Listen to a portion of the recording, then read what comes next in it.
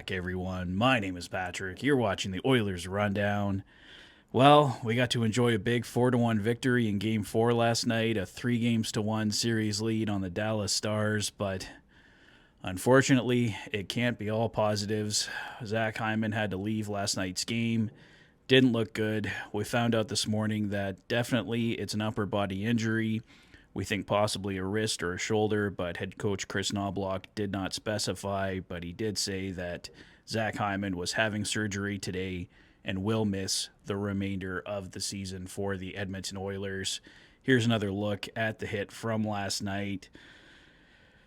It's just one of those plays. I mean, he might have been targeting Zack Heyman a bit. We'll never know for sure, but either way, the Oilers have officially lost Zack Heyman for the rest of the Stanley Cup playoffs. Oilers insider Bob Stauffer posted this following the Zack Heyman news. Obviously, losing Zack Heyman is a significant loss. Based on the third period last night, it could be a top 6 opportunity for Evander Kane to see more minutes.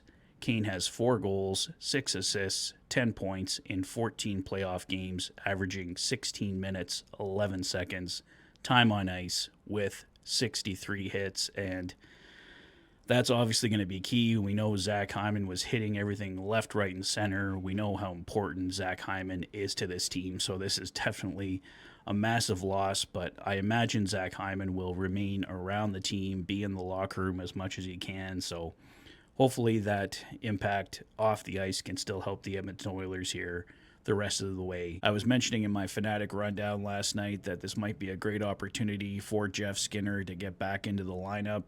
Zack Heyman is a top-line player, and Jeff Skinner, I think, has produced his best in a top 6 role for the Edmonton Oilers, so we'll see what happens there. Head coach Chris Knobloch didn't give any specific answer or even bring up Jeff Skinner in his media availability today, so we'll have to find out and see what the lineups look like in practice tomorrow for the Oilers ahead of Game 5 tomorrow night at 6 p.m.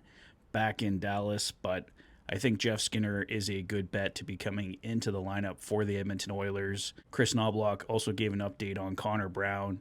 Will not be in for Game 5, but he is expected back shortly thereafter. So if the Oilers do make the Stanley Cup Finals, and they're in a fantastic place to do so, but nothing is done until it's done, we should see Connor Brown back for the Stanley Cup Finals. So that's great to hear. Connor Brown has been one of the Oilers' best playoff performers to this point, and especially after losing Zack Heyman, Connor Brown, who's kind of a Zack Heyman light, would be great to add back into the lineup. So we'll see what happens tomorrow, guys, whether Jeff Skinner does indeed come in for the Edmonton Oilers. But that's basically the latest in oil country. The Oilers fly in today, so not too much other news coming down the pipe other than the Zack Heyman and Connor Brown updates. I haven't really talked about him a lot, but Ryan Nugent-Hopkins, he has just been absolutely on fire lately. Wanted to give him a quick shout out. Obviously, Stuart Skinner, I've definitely been giving Stuart Skinner his praise, as you guys know. He's just been amazing so far, and the Oilers have really had the killer instinct in games where they can close out a series, so hopefully they can do that in Game 5 tomorrow night, like I said, at 6 p.m. back in Dallas, and we'll see what happens with the Florida Panthers and Carolina Hurricanes tonight. Panthers up 3-1 as well, so it looks like a possible rematch with the Panthers in the Stanley Cup Finals, but both teams only up 3-1, so nothing is officially set just yet. I think that's all for me for now, guys. Let me know your thoughts on Zack Heyman. Do you think Jeff Skinner comes in to replace him in the lineup?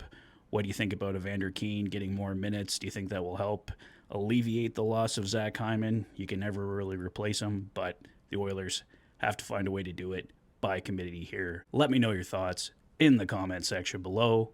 If this is your first visit to the channel, and you like what you see, please consider liking and subscribing for all the latest Oilers content. You've been watching the Oilers Fanatic. Thanks for being a fan.